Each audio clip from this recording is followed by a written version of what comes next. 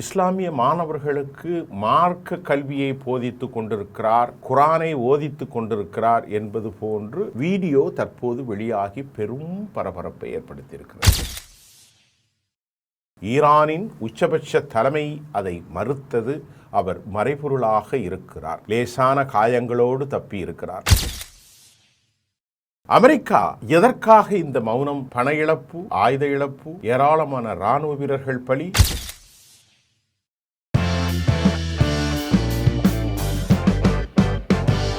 நேயர்களே, ஈரானுடைய அமெரிக்க போர் மிகுந்த ஒரு முக்கியத்துவமான ஒரு காலகட்டத்தில் இருப்பதை நாம் பார்க்க முடிகிறது. அதற்காக ஏற்புடைய பல காரணங்கள் இருந்தாலும் முதலில் தற்போதைய நிலை என்ன என்பதை நான் இப்போது உங்களுக்கு சொன்னால் சரியாக இருக்கும். அமெரிக்கா மறுபடியும் சொல்கிறேன், ஒரு பெரிய வல்லாதிக்க சக்தி. அமெரிக்காவுடைய ஆயுத களஞ்சியங்களில் நான் பலமுறை சொல்லியிருக்கேன். அமெரிக்காவின் ஏர் ஸ்ட்ரைக்கர் விமானங்கள், அமெரிக்காவினுடைய டொமஹாக் ஏவுகணைகள், அமெரிக்காவுடைய ஆப்ரஹாம் லிங்கன் போன்ற கப்பல்கள், பம்பார்டன் அதாவது பங்கர் பஸ்டர் குண்டுகள், electronics warfare system, radar system, அறிந்து கொள்ள முடியாத சிஎன்என்னுடைய உளவு அமைப்பு, சொல்லிக்கிட்டே போகலாம். நான் சொன்னது அமெரிக்காவின் ஒரு மிகப்பெரிய சக்தியின் ஒரு 10% தான். இன்னும் 100% இருக்குது. அவ்வளவு பெரிய ஒரு நாடு ஈரானிடத்தில் மண்டியிட்டிருக்கக்கூடிய காரணம் என்ன? அல்லது ஈரானியர்கள் பொய் சொல்கிறார்களா? இந்த கேள்விக்கு அமெரிக்கர்கள் 2 நிலைகளை சந்தித்தார்கள். மிகப்பெரிய பண நஷ்டம், நாள் ஒன்றுக்கு 10,000 கோடி, மிகப்பெரிய உயிரிழப்பும் சேதாரங்களும், மிகப்பெரிய அளவில் ஆயுத இழப்பையும் அவர்களால் நடத்தத்தான் முடிந்ததை தவிர, இழக்கத்தான் முடிந்ததை தவிர வெற்றி பெற முடியவில்லை. ஒரு பெரும் கட்டுரையை அமெரிக்காவினுடைய CNN வெளியிட்டிருக்கிறது. அதனுடைய காப்பி BBC மற்றும் பல்வேறு இந்திய ஊடகங்களிலும் கூட அமெரிக்காவின் ஜெனரல் டான் கெய்ன் மெட் டொனால்ட் ட்ரம்ப் ரகசியமான ஒரு சந்திப்பை நடத்தியிருக்கிறார். அமெரிக்காவுடைய இராணுவ ஜெனரல் உச்சபட்ச தலைவர் டான் கெய்ன் நிறைய விஷயங்களை மிகுந்த ரகசியமாக அமெரிக்க அதிபரிடத்தில் பகிர்ந்திருக்கிறார். அமெரிக்காவினுடைய உச்சபட்ச டிஃபென்ஸ் செக்ரட்டரி பீட் ஹெட்ஸ் அவருக்கு பிடிக்காத பலர் கடந்த காலங்களில் தரையிறக்கம் செய்யப்பட்ட காலங்களை எல்லாம் யூகித்து அமெரிக்காவுடைய ரிப்பப்ளிக்கனுடைய அரசியலை நன்கு புரிந்து கொண்ட, அரசியலுக்கு அப்பாற்பட்ட டான் கெய்ன் ஒரு இரகசிய கூட்டத்தை ஏற்பாடு செய்து அதன் மூலமாக அமெரிக்க அதிபருக்கு சில செய்திகள் சொல்லப்பட்டிருக்கிறது. அமெரிக்காவுடைய நிர்வாகத்தில் ஆரம்ப கட்டத்திலே ஜேடி வான்ஸ் இந்த போரில் எனக்கு எந்த பிடித்தமும் இல்லை, பாகிஸ்தானோடு பேச்சுவார்த்தை நடத்த போனார், இதுபோன்று பல்வேறு அதிகாரிகள் இடம் முன்னரே சொல்லிவிட்டுத்தான் ஜனாதிபதி டொனால்ட் ட்ரம்ப் இடம் மிக மிக மிக மிக கவனமாகவும் எச்சரிக்கையாகவும் டான் கெய்ன் இந்த செய்தியை சொல்லியிருக்கிறார். அவருடைய செவ்வியில் இவ்வாறு குறிப்பிடுகிறார்: மிஸ்டர் பிரசிடென்ட், வான் தாக்குதலால் எந்த ஒரு பிரயோசனமும் இதுவரை இல்லை, இனியும் இல்லை என்பதை தெளிவாக டொனால்ட் ட்ரம்புக்கு கெய்ன் கூறியிருக்கிறார். யாரிடத்திலமெல்லாம் சொல்லியிருக்கிறார் என்று அமெரிக்க நாளிதழ்கள் சொல்கிறது.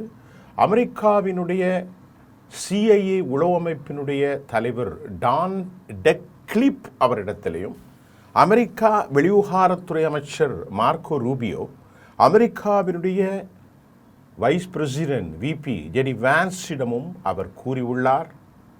பேச்சுவார்த்தை மூலம் யுத்த முடிவுக்கு கொண்டு வர இருப்பதாக அமெரிக்கா கூறி வெளியே வந்துவிட அதிக வாய்ப்பு இருக்கிறது.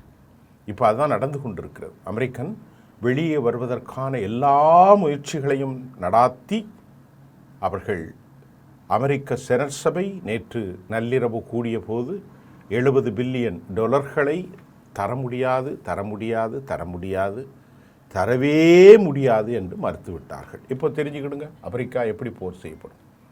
ஃபேக்ட் செக் பண்ணனா நான் சொன்ன நாளிதழ்களையெல்லாம் நீங்கள் பார்த்து தெரிந்து கொள்ளலாம். இதற்கிடையில் ஈரானுடைய உச்சபட்ச பாதுகாப்பு கவுன்சில், டிஃபென்ஸ் கவுன்சிலுடைய தலைமை பொறுப்பில் இருக்கும் சுல்பிஹார் அலி அவர்கள் ஹெர்முஸ் ஜலசந்தி சம்பந்தமான சில பல நிபந்தனைகளை ஈரானின் சார்பில் விதிக்கப்பட்டிருக்கிறது. பாயிண்ட் நம்பர் 1, முதலாக அந்த பிளாக் ஹேர்டு அமெரிக்கர்களால் வைக்கப்பட்டிருக்கக்கூடிய தடையை நீக்க வேண்டும். இது முதலாவதாக. அமெரிக்கர்களின் மீது நீண்ட காலமாக விதிக்கப்பட்ட பொருளாதார தடைகள் முற்றிலுமாக நீக்கப்பட வேண்டும். இது 2வது. 3வது, ஹெர்முஸில் அமெரிக்க படைகள் முழுமையாக மண்டலங்களிலிருந்தே வெளியேற வேண்டும் என்றும், 4வதாக அநீதியாக தங்கள் மீது நடத்திய தாக்குதலுக்கான இழப்பீட்டை தர வேண்டும் என்றும், ஒட்டுமொத்த மத்திய கிழக்கிலும் உலகெங்கிலும் 6வதாக அமெரிக்கா அணுகுமுறை மாற்ற வேண்டும் என்றும் மேற்கண்ட நிபந்தனைகளை ஈரான் விதித்த நிலையில், இது போன்ற மிக முக்கியமான நிபந்தனைகளுக்கு அமெரிக்காவுக்கு ஈரான் அனுப்பி வைத்தால் மட்டுமே 75 விழுக்காடாக இதுவரை சப்ளை நின்றிருக்கிற இது நடக்கும் என்றும் கூறியிருக்கிறது. இதற்கிடையில் இன்று காலை சற்போது கிடைத்த செய்தியில் ஈரானின் இஸ்லாமிய புரட்சிகர காவல்படை IRGCனுடைய செய்தி தொடர்பாளர் சர்தார் முஹேபி கூறுகையில், ஹெர்முஸ் நீரிணை மீண்டும் திறப்பது ஓமனுடனான ஒப்பந்த அடிப்படையிலாக தீர்மானிக்கப்படாது.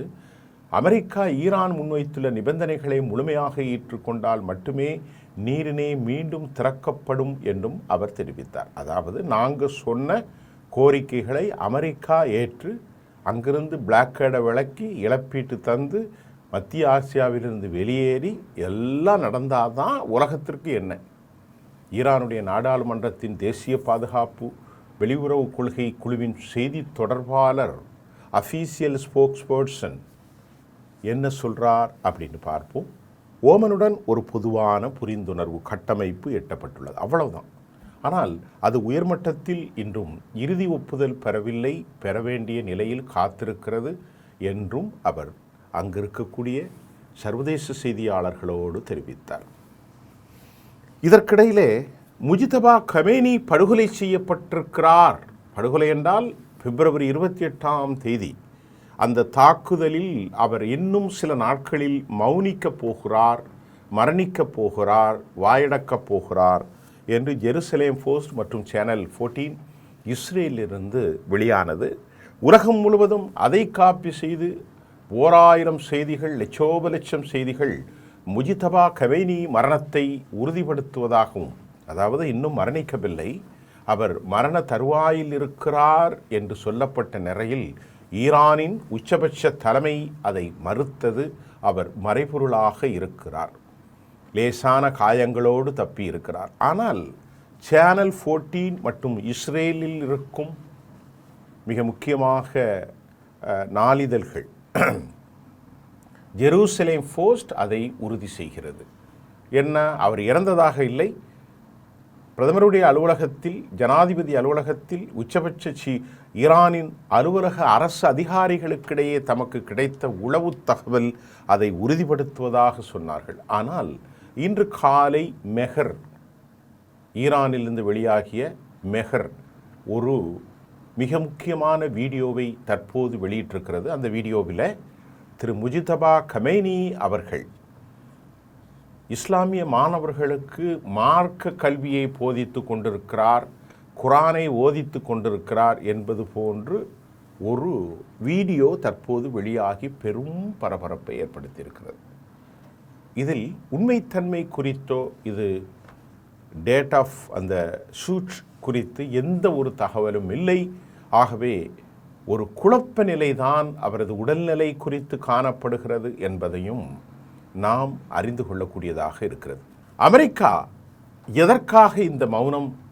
பண இழப்பு, ஆயுத இழப்பு, ஏராளமான இராணுவ வீரர்கள் பலி, அமெரிக்காவில் மத்திய கிழக்கு வழியாக வரக்கூடிய உரங்கள் உட்பட பல்வேறு விவசாய உபகரணங்கள் கடும் விலையேற்றம், ரெசஷன், அமெரிக்க இராணுவ உபகரணங்கள் முழுமையாக காலி.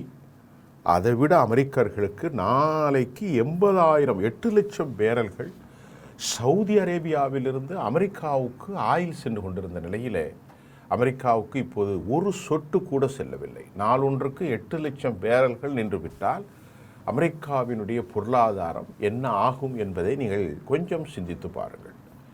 வளைகுடா நாடுகளிலிருந்து அமெரிக்க இராணுவ நிலைகளை நீக்க வேண்டும் என்றுதான் போர் தொடங்கியது. ஏனெனில் ஏராளமான அமெரிக்க இராணுவ நிலைகள் மாற்ற வேண்டும் என்பதுதான் தொடர்ச்சியாக ஈரானுடைய பென் கூரியன் விமான நிலையங்களிலிருந்து அமெரிக்காவினுடைய ஆயில் ஃபில்லிங் KC-135 வரையும் இடமாற்றம் செய்யப்பட்டிருக்கிறது. கத்தரில் 8500 பேர் இல்லை. அது மாதிரி துபையில், சவுதி அரேபியாவில், பஹ்ரைனில், குவைத் உட்பட எங்குமே அவர்கள் இல்லை. காரணம், அவர்கள் அங்கே நிலைபெறுத்த முடியாத கடும் தாக்குதலை, அதிர்ச்சிகரமான தாக்குதலை ஈரானுடைய ஷஹாபாப், ஈரானுடைய கெய்பர் ஷெகான், ஃபத்தா, இன்னும் ட்ரோன் தாக்குதலின் மூலம் அமெரிக்கர்கள் நிலை குலைந்து போனார்கள் என்பதை விட அமெரிக்கர்களால் அதை தடுக்குவதற்கு தமது ஆயுத பலத்தை அவர்கள் இழந்தார்கள். அமெரிக்காவினுடைய பின்னோக்கலுக்கு இதுதான் காரணம் என்றும், அமெரிக்கா தோல்வியடைந்ததற்கு இதுதான் காரணம் என்றும் தற்போது செய்தி வெளியாகிறது. இதற்கிடையிலே இஸ்ரேலுடைய மொசாத் தோல்வியா, மொசாத்துடைய திட்டம் தோல்வி அடைந்தது. எனவே அவர்களால் ஈரானில் எந்த ஒரு ரெஜிம் சேஞ்ச் மாற்றத்தை ஏற்படுத்த முடியாமல் தோல்வி அடைந்ததாகவும், மொசாத் தோல்வி அடைந்துள்ள நிலையில் மிகப்பெரிய மாற்றம் அங்கே உருவாகி இருக்கிறது. மொசாத்தினுடைய மிக நீண்ட அதிகாரிகள், அதாவது மொசாத்தினுடைய உயர்மட்ட தலைவர் ரோமன் கோஃப்மேன் 2 அதிகாரிகளை பணிநீக்கம் செய்திருப்பதாகவும், மொசாத்தினுடைய நடவடிக்கைகள் ஈரான் உளவு பிரிவுகள் தலைவர்களிடத்தில் அவர்கள் முற்றிலுமாக தோல்வி அடைந்த நிலையில் ஈரானுடைய குர்திஷ் படைகள் மக்கள் போராட்டத்தை தோல்வியடைந்து அவர்களுக்குள் இஸ்ரேல் எந்தவித மாற்றத்தை ஏற்படுத்த முடியவில்லை என்பதும் இந்த நீக்கத்திற்கான காரணம். ஏற்கனவே நமக்கு பல செய்திகள் வந்தது. 2014 பிரசிடென்ட் அகமது நஜாத்தி சுவிட்சர்லாந்தில் டேவிட் பர்னே அவரை சந்தித்தார் என்று நான் உங்களுக்கு ஒரு செய்தியை வெளியிட்டிருந்தேன். ஒரு 4 வாரங்கள் இருக்கும், ஒரு மாதத்திற்குள் தான், ஒரு 3 வாரங்கள் இருக்கும்.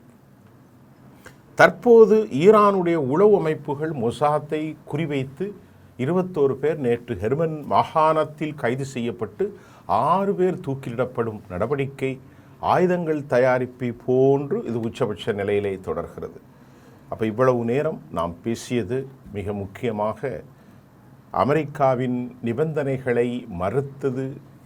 ஆனால் அமெரிக்கர்களுக்கு இவர்கள் நிபந்தனை விதித்தார்கள். பாயிண்ட் நம்பர் 1, அமெரிக்கா பிளாக்கரை எடுத்து கப்பல்களை திருப்பி உலக அளவில் அவர்களுடைய பரிணாமத்தை மாற்ற வேண்டும், புரிதலை மாற்ற வேண்டும், சமநிலையான மரியாதையோடு பேச வேண்டும், தர்க்கம் செய்யக்கூடாது என்பது போன்று பல விவகாரங்கள் அமெரிக்கர்களுக்கு சொல்லப்பட்டிருக்கிறது.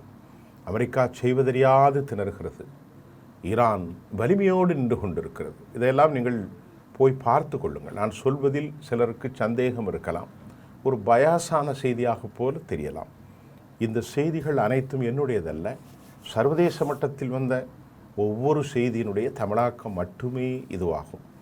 இது ரொம்ப முக்கியமாக இந்தியாவிலே டைம்ஸ் ஆஃப் இந்தியா, அதே மாதிரி ஹிந்துஸ்தான் டைம்ஸ், அமெரிக்காவுடைய ஜேர்னல், அமெரிக்காவிலுடைய வரக்கூடிய Wall Street Journal, New York times, BBC, ABC, TRT மற்றும் அல் ஜசீரா போன்றவைகளின் தமிழாக்கம் மட்டுமே என்பதை நான் உங்களுக்கு சொல்லிக்கொள்கிறேன். இந்த நிலையில் இப்போது என்ன நடக்கும் பொறுத்திருந்துதான் பார்க்க வேண்டும். முஜித்தபாவுடைய உடல்நிலை குறித்து மெஹர் வெளியிட்ட அந்த வீடியோ கிளிப் தான் இப்போது கடைசியான பரபரப்பு. அவர் உயிரோடு இருக்கிறாரா, எந்த நிலையில் இருக்கிறார், இல்லை அவர் ஆக்டிவாக இருக்கிறாரா? ஏனென்று சொன்னால் நேற்று சவுதி அரேபியாவின் அல் ஹதீஸ் என்கின்ற ஒரு நாளிதழ் அவர் ஈரானிலே இல்லை என்ற செய்தியை சொல்லியிருந்தது. அவர் வெளிநாட்டிற்கு சென்று விட்டார் என்ற செய்தியும் அவர்கள் தெரிவித்திருந்த நிலையில் எது உண்மை என்பதை யாரும் அறிந்து கொள்ள முடியாத ஒரு பூடகமாக இருக்கிறது. மசூத் பெசஸ்கியான் தான் 2 மணி நேரம் சந்தித்து பேசியதாக சில வாரங்களுக்கு, மாதங்களுக்கு முன்பு அவர் கூறியிருந்த செவியை மறுத்து நேற்று கருப்பு கண்ணாடியில் சந்தித்தார் இது முஜித்தபா தானா என்று தனது பர்சனல் செக்ரட்டரியிடத்தில் கேட்டார். அவரை அடையாளம் காண முடியவில்லை, எச்சரிக்கப்பட்டார் என்றெல்லாம் அவர் செய்திகள் அவரை மேற்கோள் காட்டி வருகிறது. ஆகவே இது ஒரு தீர்மானிக்க முடியாத குழப்ப நிலை அரசியலை மேம்படுத்துகிறது. ஆனால் ஒன்று நிறுத்தி, அமெரிக்கர்கள் வலுவிழந்தார்கள். அமெரிக்கர்கள் போரில் ஈடுபட தகுதியும் இல்லை, தரமும் இல்லை, அவர்களிடத்தில் பொருளாதாரமும் இல்லை, பலமில்லை என்பதை அவர்கள் ஒப்புக்கொள்கிறார்கள், மறுக்கிறார்கள், ஒப்புக்கொள்கிறார்கள், மறுக்கிறார்கள். இதுதான் உண்மை.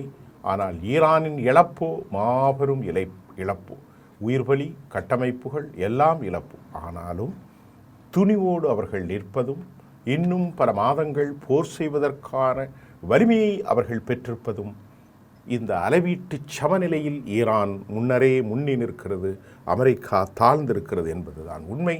மீண்டும் அடுத்த செய்தியில் உங்களை சந்திக்கின்றேன். அதுவரை நான் விடைபெறுகிறேன். நன்றி.